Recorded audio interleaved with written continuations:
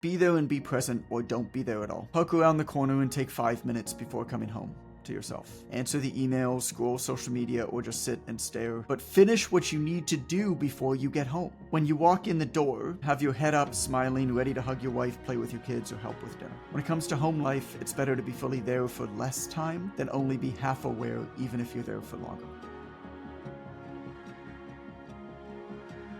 Burp and speak in the same breath. Did you just burp and speak? That burp was moist. Jaden's cute now. He'll burp or he'll fart and he'll be like, I burp.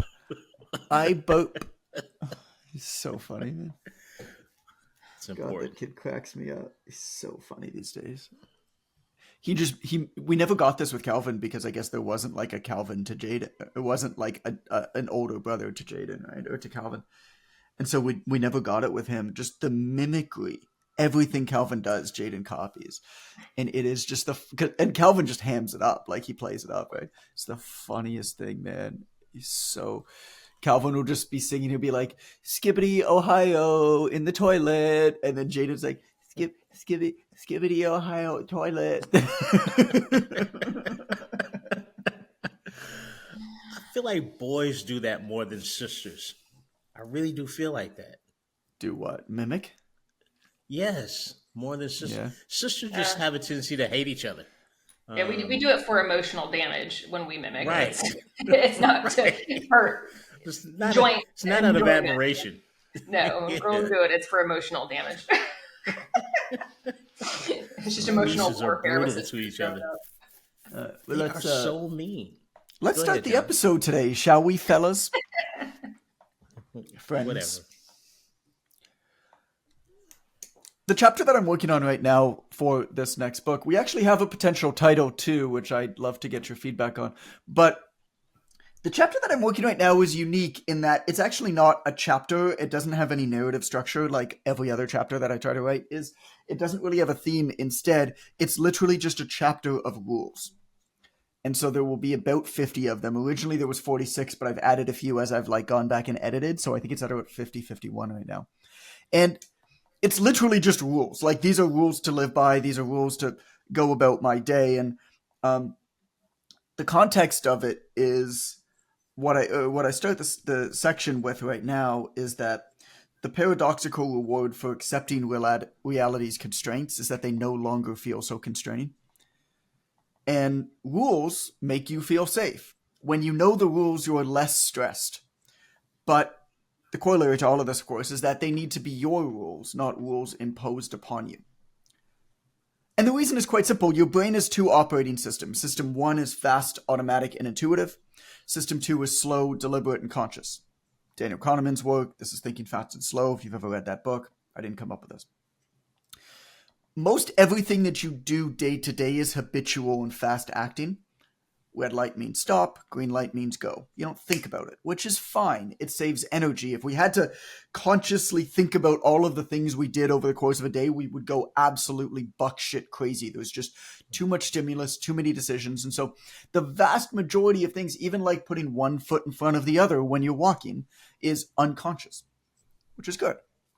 But sometimes you should slow down, expend more energy, and become more conscious. Sometimes you almost need to hack your brain and force it to call up System 2.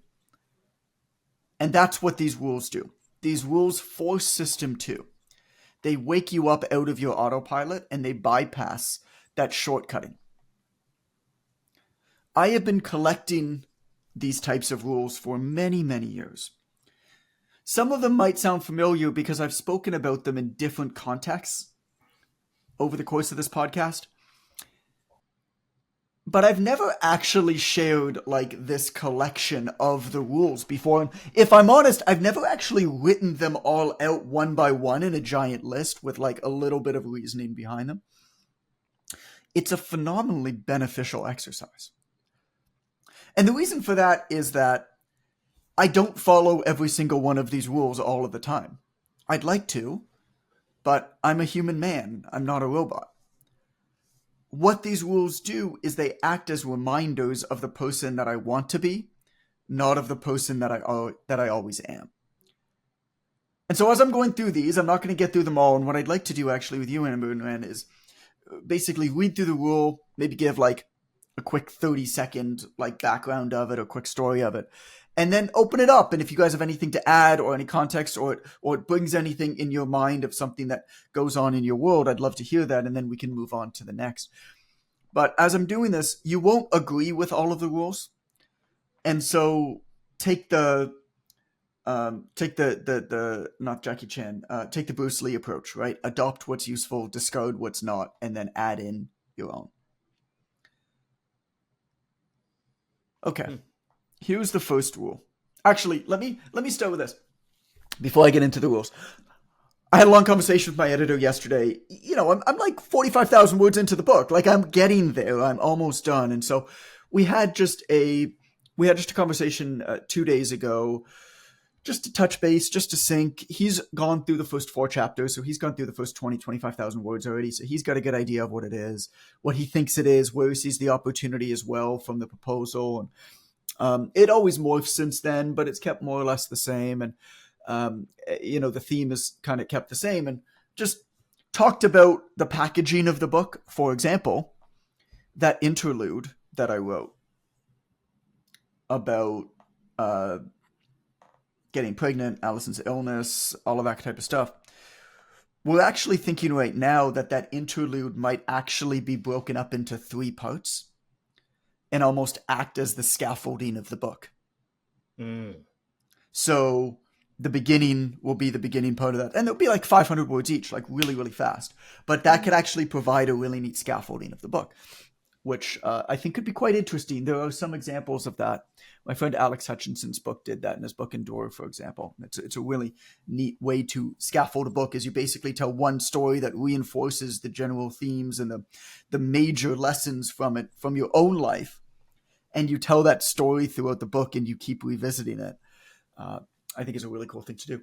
But we also talked about like what the book is about. For example, the obvious choice, was 15 different lessons, that book. But ostensibly what that book is about is understanding that there are different games that you get to choose to play these days in this world when it comes to business.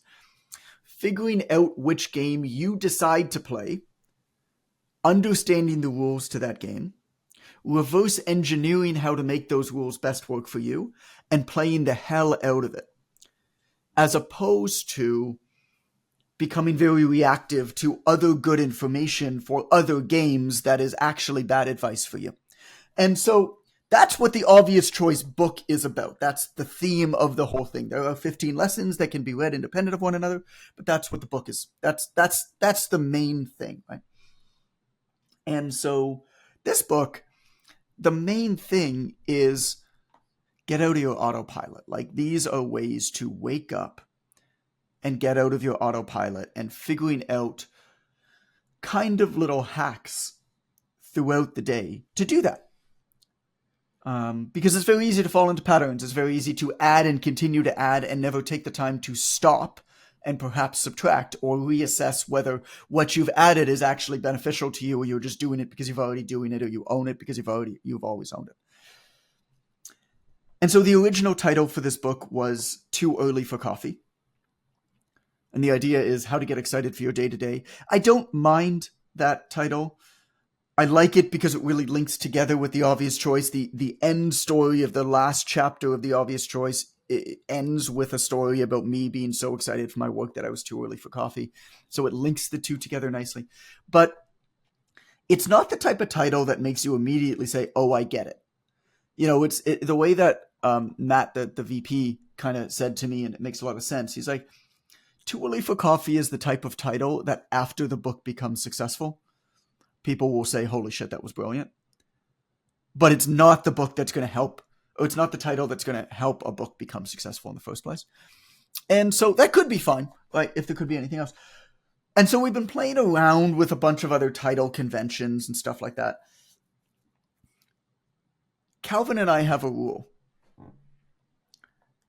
And we started this rule last year in Mexico. And the rule is quite simple. The rule is, when you see a sunset, shut up and watch. And so the title that we're considering right now, and it was kind of one of those things where, like, I was going through the rules, I was talking to Tim, I was talking to my editor about it. I was like, actually, that could be a good title, because the whole idea of the book is getting out of your autopilot and recognizing these little moments throughout the day that you should stop and pay attention to, and how special and how magical. But it also needs to be immediately obvious that there's benefit there. And also, like, kind of said in maybe a little bit less nice words, like, get your head out of your fucking ass. Like basically this book is a book about how to get your head out of your own ass. And so the title that we're thinking about right now is Shut Up and Watch the Sunset. Thoughts? Reactions? I like it. It was already in my head to write it that way, write the statement that way. Shut up and watch the sunset. I thought you were going to say the whole phrase when you find the sunset. Shut up, and watch it. I was like, well, that's going to be a bit lengthy. That is wordy. I like it. Probably it's probably circumstantial because of my age and set of life situations that I've been through. There are many times where that resonates for me when I wish I would have done that exactly. Because when you're, in 2030, you don't know who you're not going to be able to see the next day, right? And having that be a really relevant part of my life now. Yeah. Wish I hadn't sort of rushed off to do work in some instances of my life. Wish I would have taken an extra day around the house. Like, right. So it's very meaningful for me personally. So I love the idea of the title and the concept. I don't have enough smarts in this area to know how generally well received that title would be. But it means something to me. Yeah. It's hard. Titles are hard. Titles are hard because, the conventional advice right now with a title is you actually put it through a whole series of testing. And so there are services where anonymous people, right, will give you basically pay for the service, and people will give you feedback on titles and tell you which they liked, tell you which they didn't like. Or you can do the whole send out Facebook ads, basically like with fake copies of the book with different titles, and then you measure the responses of it. I don't think those tell the whole story because, the question of do you like this title versus does this title perhaps illuminate some sort of emotion in you, or get you to want to buy the book or talk about the book. Is this a story that you're going to be able to pass on to somebody else? In addition, like a little bit of a kick in the gut. Like, it's got to be painful enough for you to stop what you're doing and pick up that book. And so that's why, I don't know, maybe a better title is Get Your Head Out of Your Own Ass. But perhaps so. The subtle art of not giving a fuck. Like, sometimes it just needs to be that blatant. Yeah. Well, what's the other one? Bitch, watch your face. People. Right. Bitch, watch your face. Yeah, it feels a little bit too much like a rework of Stop and Smell the Roses. Like, it's almost a little too obvious for me.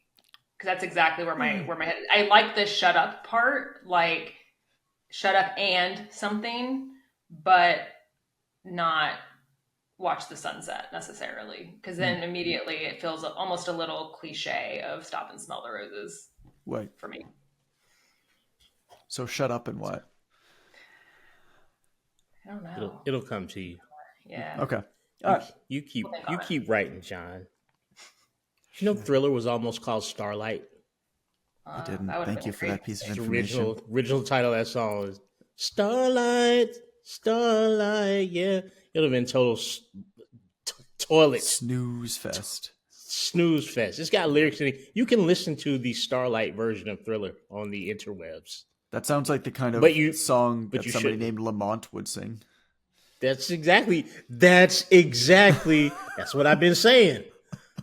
Big dummy. It's like, why'd you name me Lamont? Your brother used to like that show. Oh, thanks, Mom. Yeah, she didn't even try to. She didn't even try to. But it's because your grandmother was from a tribe originally somewhere outside of Angola, Africa, and we took the travel. No, your brother likes Sanford and Son. Thank you. Yeah. Thanks, mom. Thanks, mom. Thanks, mom. Okay. I'm sorry. It's too much So about me. I've split these rules into 4 categories. We're just going to go over the first one today. And the category is bad habits start in the home. It's maybe the title of the episode. So bad habits start in the home. The other 3 categories are people you love, email and phones, and then becoming happier day to day. I'll take potpourri for 600, Alex. I don't know. I felt like I was playing a game. I'll take already. throw all the shit that doesn't fit in the other categories in that last one for 300. Alex. Take swords for 500, Alex. That's S words. That's S words.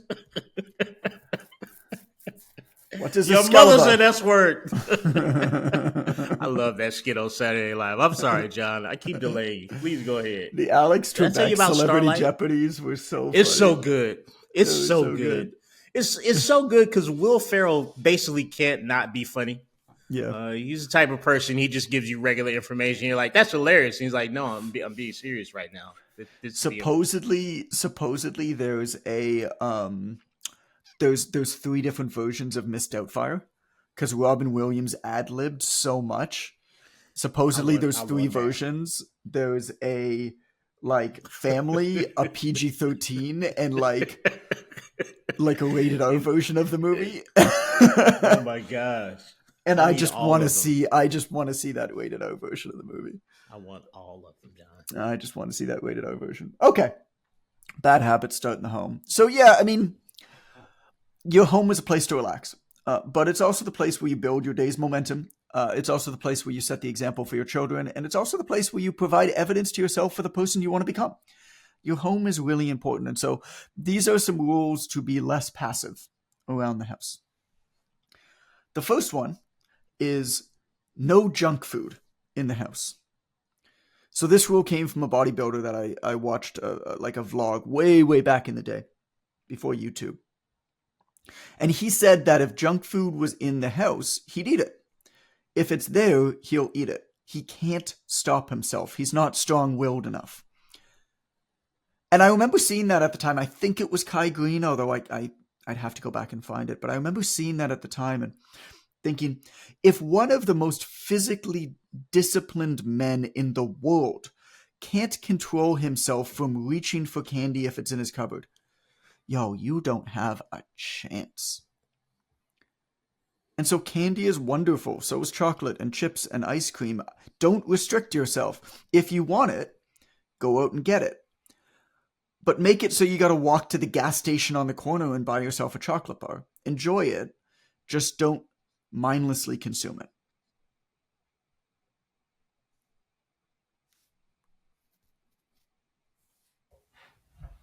Yeah. I got nothing.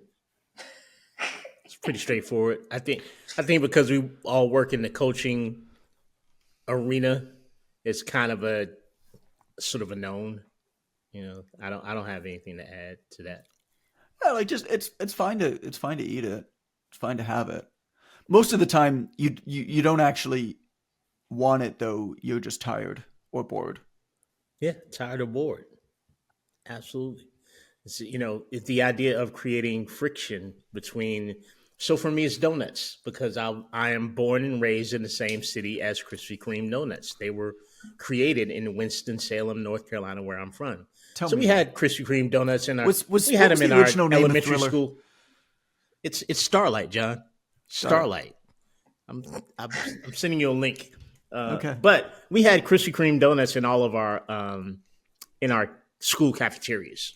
And they were wholesale price, so I ate donuts every lunch, for sure in high school. But in any case, and they bring me comfort. Had a bad day. Hey, let's go get some donuts. I had a good day. You deserve some donuts. So I can't have them in my house. So I create friction. I have permission to eat them or anything that I want.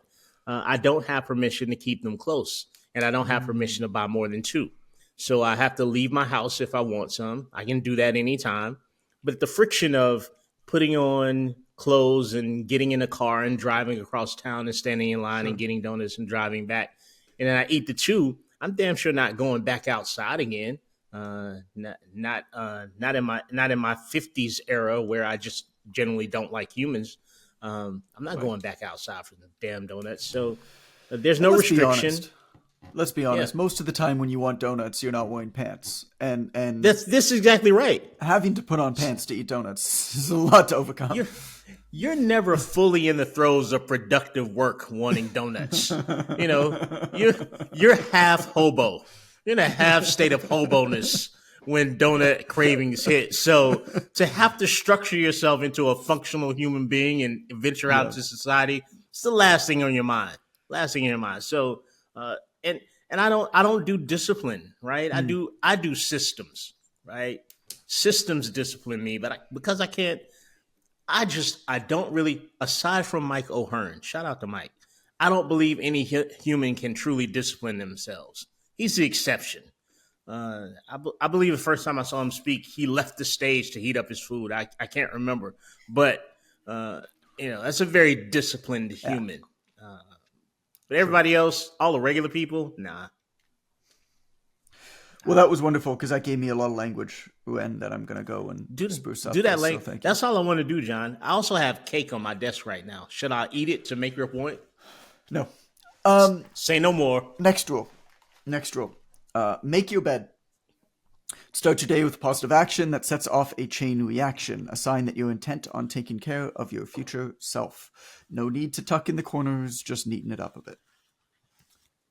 I don't know. Anything to add? I feel like that one's been beaten to death. But so I have been surprised at how much better I feel when I just pull the covers back, I remember seeing recently a video about this, and it's recommended to wait at least 30 minutes because something about bed mites or dust mites or something, you're supposed to wait at least 30 minutes before making your bed.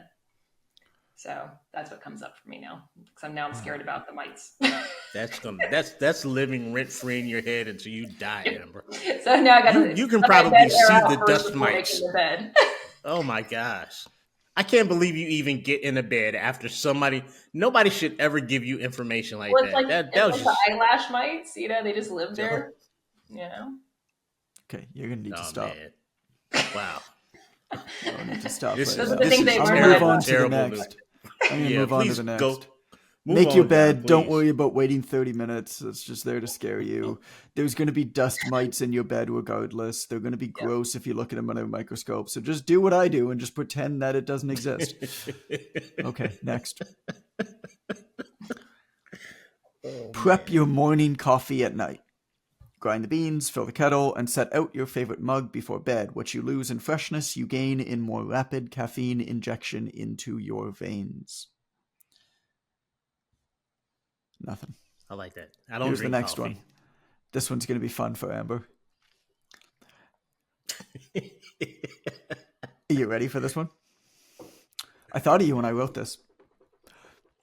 If it's yellow, let it mellow. If it's brown, flush it down. Toilets use a lot of water. Urine's pretty benign stuff. If you're at home and you don't have company, don't flush every time somebody goes pee. Conserve water.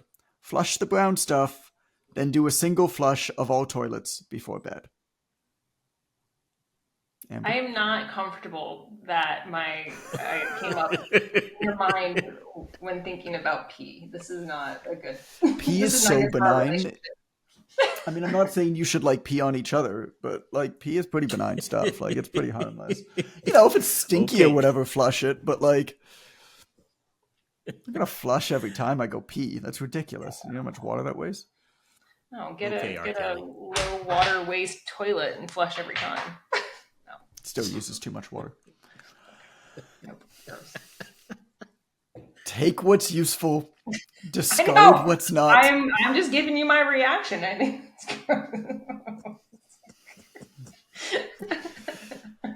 Some of us like to support the environment. Some of us are takers. That's just how it is. I'll donate. Next one. Buy the 2-ply.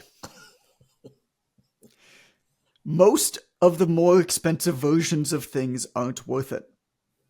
2-ply is an exception. The days are Next. better. Moving on. Mow your lawn. Care for your home. Do the work that is worth doing. You'll feel pride when it's done. You will stand back on your street and admire it. You will walk outside after dinner to suck in the freshly lawn-clipped air through your nose, and it will be bliss. I used to No. hire somebody to cut my grass because my time was more valuable. And then one day, I don't remember why, but I went outside and cut my own grass, and it felt really, really good to care for my own home. It felt really, really good to stand back and look at it. And I called the company and I told them not to come anymore. And I've cut my own grass ever since. I think there's a lot missing in all those conversations of, what's your time value? Can you hire somebody to... It's like, yeah, you could, maybe, if you could afford it. But the other question is, should you? Should you? And it's a rule that I really enjoy following. I don't know. I don't always love cutting my own grass. I don't always look forward to it. But I'm very happy that I do it. Next, compost. 28% of all waste that ends up in landfills is compostable food scraps and garden waste. This waste leads to increased emissions of methane. Composting at home is an easy way for free to do your part for the environment. Use a big backyard composter if you have the space. If not, get one of those tabletop ones that composts overnight. In 24 hours, like your dishwasher runs, you set your composter. This is a big one. It is unbelievable how much landfill waste can be avoided if everybody just composted their eggshells and vegetable scraps. Their paper towel, whatever. I look out at our neighbors because we've got one of those big backyard composting things, right? And every night, part of my cleaning up the kitchen is I take the bowl that we've collected on our counter, in addition to my coffee grinds, and I bring it out and I dump it in the thing. And, once a week, once every 2 weeks, I just dig in a shovel and mix it. And then once a year, what I'll do is I'll just take a wheelbarrow or two of the stuff and I'll put it into one of our garden beds. We have so much less garbage than our neighbors. It's astounding. And we actually save money too, because where we live in Toronto, if you have the small garbage bins, you get your garbage pickup for free. But you can get 2 bigger sizes. And if you get the bigger sizes, then you've got to pay for garbage pickup. Obviously, the bigger size, you pay more. We're just about the only one that has the smallest garbage bin. And we never fill it. If we have a party, maybe. But other than that, we never fill it. And our neighbors, you see on garbage day, like it was just the other day, was garbage day here, every 2 weeks. Our neighbors are like overflowing the big one. And I got to think that a lot of that is compostable stuff. So compost, it's easy, it's free.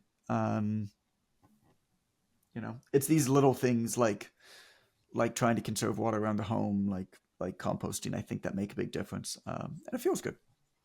Okay, next. Plant veggies.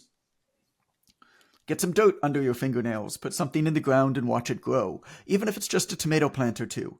Learn to water the soil, not the plant. Improve its environment for living. Nurture it, even though it seems like nothing is happening. Smile as the struggling sprout pushes through the dirt for the first time. Continue to care for the young, frail stem as it pushes to survive.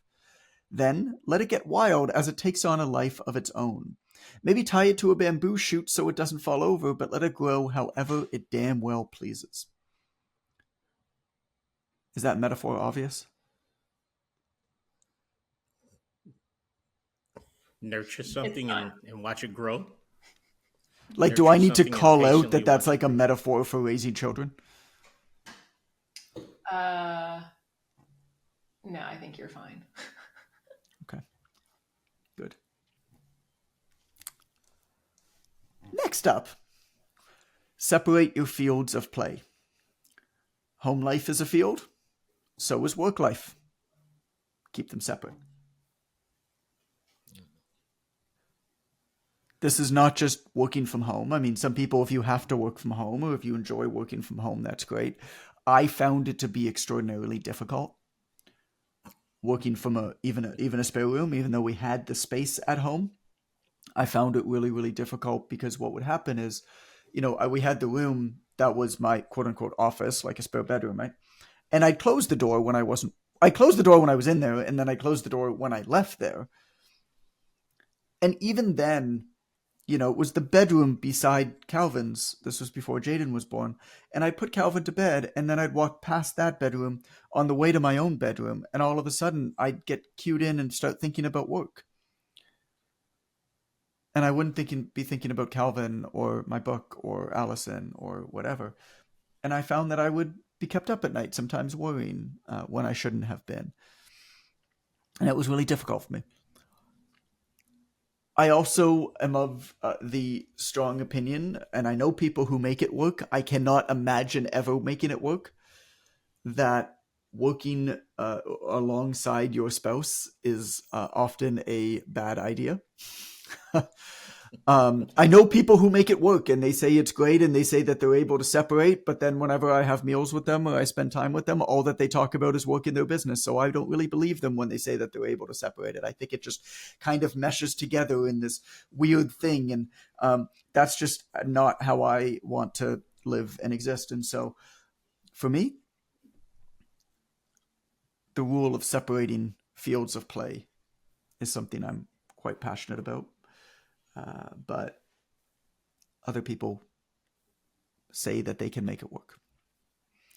Amber, you work from home. Well, I guess Ren, you guys both work from home, right? Yes, I work. So for me, this comes up a lot with my clients because my clients are 100% ladies. Hello, ladies. And they have a lot of mixed use space issues that typically disrupt sleep because so many of them will work in their bedroom or read a report in the bed at night and the brain gets confused as to what space it's in. And I try to get them to keep that out. I try to advise my clients to. I know you don't have a television at all, John. TV watching is not something that goes on in the house. But I try to encourage we don't have a television, but we do watch Netflix. Right, you watch Netflix. Yeah. I try to encourage my clients to not have a television in their bedroom. Yeah, because so many of the clients in my generational sort of space grew up with the concept of watching like Johnny Carson in bed because that's what their parents did. And that kind of trickled down watching the late night interview shows, talk shows in bed. And now a lot of them feel like they can't sleep without it.